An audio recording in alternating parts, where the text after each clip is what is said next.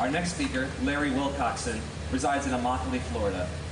He loves his country and believes in the principles set forth in the Constitution. He has 3 college degrees and is a single father of his 13-year-old daughter. He is deeply saddened by what he sees in the political arena and believes in doing what is right, not what is popular. Please welcome Larry Wilcoxson.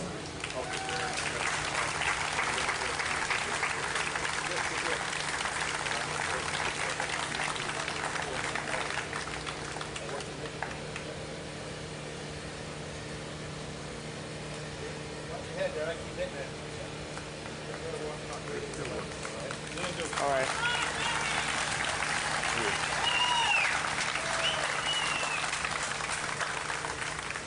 Want that a little higher? No, it's okay. It's okay. First of all, good day, ladies, gentlemen, and my fellow Americans.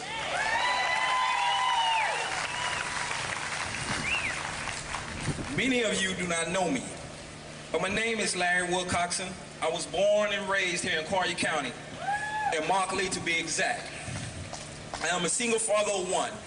I have always been fatherless and now motherless over the last 7 years.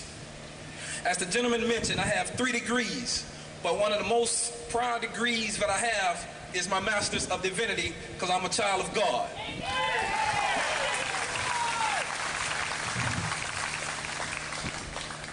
I would like to state that I am an American who believes solely in the rule of law and the Constitution. Even though the latter document was not written to benefit my ancestors, but over time, that great piece of literature has benefited all of us from every creed and every gender.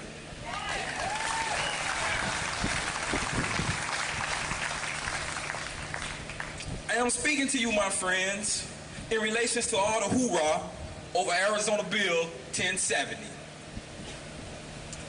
First, let me inform you that Bill 1070 is not a Republican issue, it's not a Democratic issue, but more so, it's an American issue.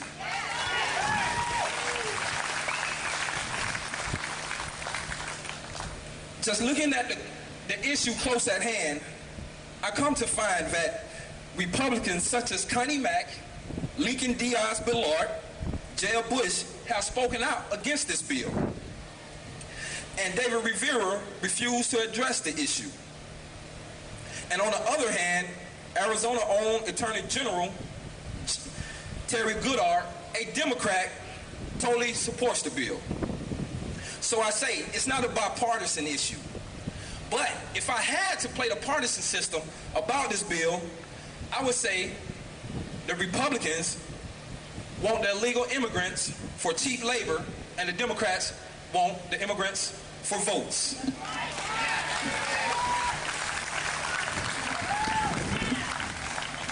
It is clear as day, but no matter any way we look at it, it is wrong. It is morally wrong. Where are the morals and the values of today's society and the people that represent our country? That's not American, nor is it America. At the end, we only hurt ourselves and exploit the illegal immigrants. Now, that's the real civil rights behind this sadness and madness that we are dealing with today. There is nothing we do in this world is perfect. But with a law like Arizona 1070, it will make things a little better. At least it's a start.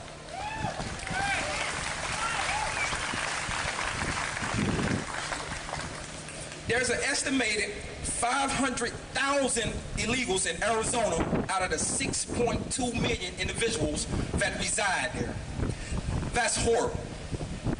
That is the second highest number of illegals per ratio in any state of the United States of America.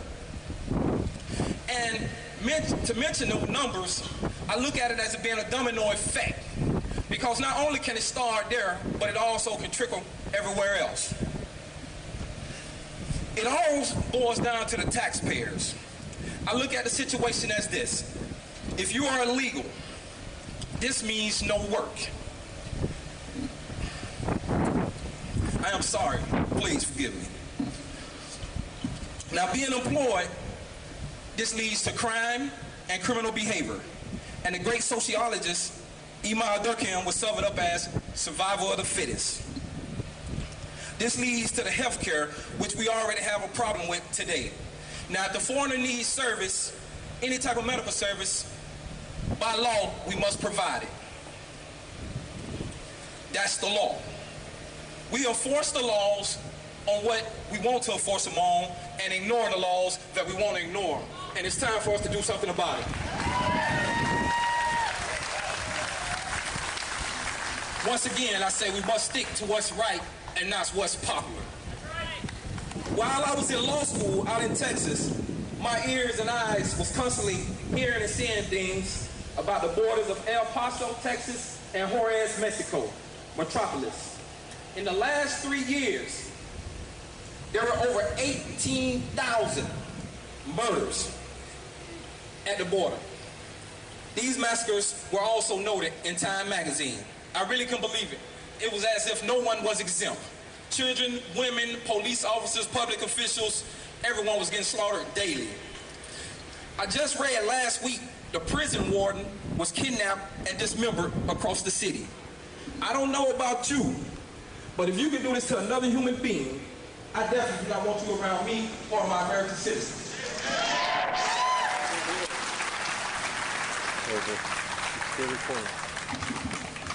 This behavior coming to America says nothing about becoming legal and coming to work, but more so taking part of the underworld.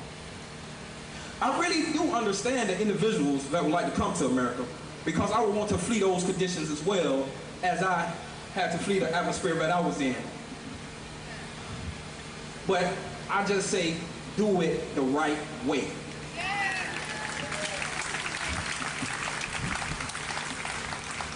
Now I'm smiling, because this is the favorite part that I really would love to discuss. I have to address the Mexican President Calderon. I just don't understand how can an individual have the audacity to speak about the Arizona bill and being disagreed with it. I actually thought it was a joke, but I really know why he doesn't agree. It's because he don't want all the vigilantes, thugs, drug dealers, and human smugglers in his country. He's not smart nor slick. Because on the other hand, if you or I get caught in Mexico, we have a mandatory 3 years prison sentence. And I didn't say commit a crime, just get caught over there. We have a 3-year mandatory prison sentence and a 10-year mandatory if we get caught again. Now, that's tough.